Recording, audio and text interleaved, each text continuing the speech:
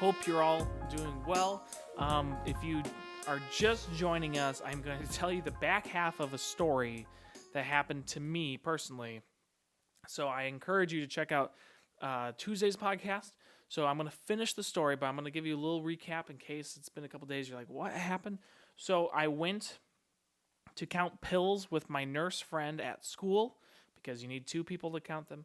And my timing was all off, and I just didn't really want to do it, and it was a bad timed part. But we talked about God's timing versus our timing, and then serving. And so I served. I was like, fine, I'll count. And so I am now going down what's called the Amstutz, which is a freeway. I'm going north and then going south. There's a car that hit those barrels.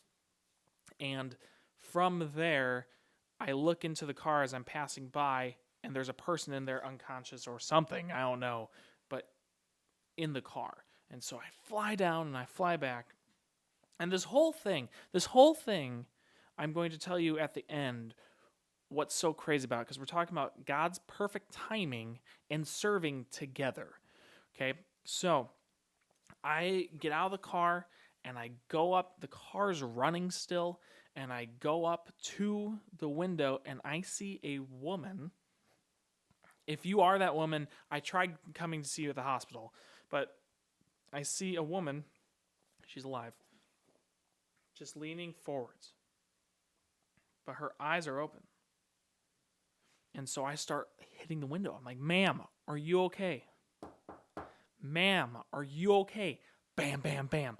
Ma'am, are you okay? And I try opening the door, and it's locked. And so I go to the other side, and I try opening the door, and it's locked. And I'm on 911 by now, because I'm like, something's wrong, and this person's kind of sitting there. It's sitting there. She's sitting there, and her head's moving, and she's still alive. You can see that she's alive, but I don't know how to get to her. All the doors are locked, and it's like locked.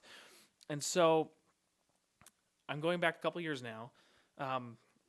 My mother-in-law, when we lived in Colorado, gave my wife this thing for the car. It's like brass knuckles almost. It's got like a seatbelt cutter and a light, and you can hit this thing on the window and it breaks the window.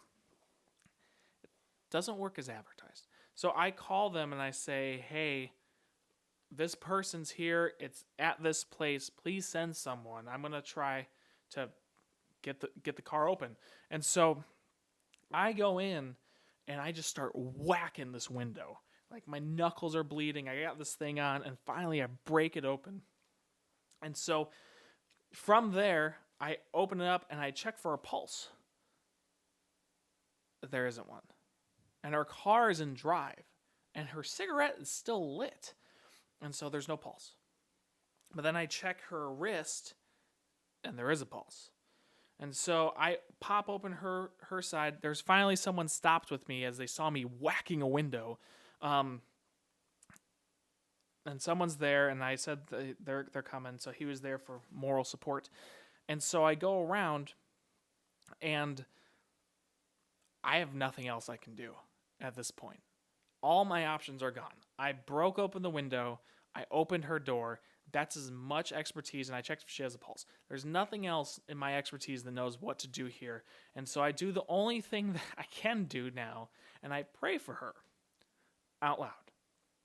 And that is a distinction. So this whole thing happened. Because God's timing is perfect. Because I was counting pills for someone, serving them, and now I get to serve this lady on God's timing. So Jesus washed the disciples' feet and says, you should serve others. Sometimes serving others is just counting pills. And other times serving others is calling 911. And so I start praying for this woman out loud, and the craziest thing happens. She starts sobbing a lot because her eyes are open. She can't move. She was conscious the whole time. And she must have been there for a little bit. Cars are just passing her, just flying by, because they always speed there. Cars are passing her. She's probably internally screaming for help, she probably prayed for help. I'm not going to lie. If that was me, I'd have prayed for something like, God, get me out of this. And so here's this guy who's 25 years old at the time, counting pills at a school, not knowing why God's putting something in his way to slow him down so that he could serve someone else. And so ambulance comes, and I tell the police officer, like, please let me know what hospital she's at. I'm going to go visit her after my practice. I get a phone call from the police officer. She's been discharged. Fine. She has a seizure. And she just went off. She couldn't get into park, and she hit that thing. She had a seizure. I never knew who it was. Never got a name. So if this is you, I would love to talk to you and pray for you some more. But wow. God's timing is perfect. It's perfect. And so we have this thing happening, COVID, and we say it's such an inconvenience, and in many ways it is. I so want to go eat Taco Bell with my staff. I want it so badly. But this whole idea of God's perfect timing and serving, to me, is connected because we could be serving people. We could be serving people in our communities and people in our own families. Maybe the timing is here that God has given us this time to reach people who have never been reached before, to reach people who are scared of what's going to happen, and you have an almighty God and information and knowledge of him that you can give to other people so that they can feel an almighty God and feel his peace.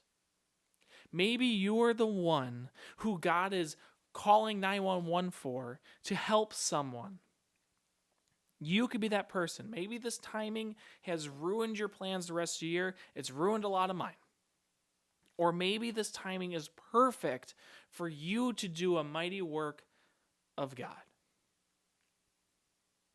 If you haven't, dive into the Word today. Figure out what God is wanting you to do during this time in his perfect timing. Maybe it's being isolated together in community and finally reconnected with people. Maybe it's reaching your neighbors. I know how old we all are.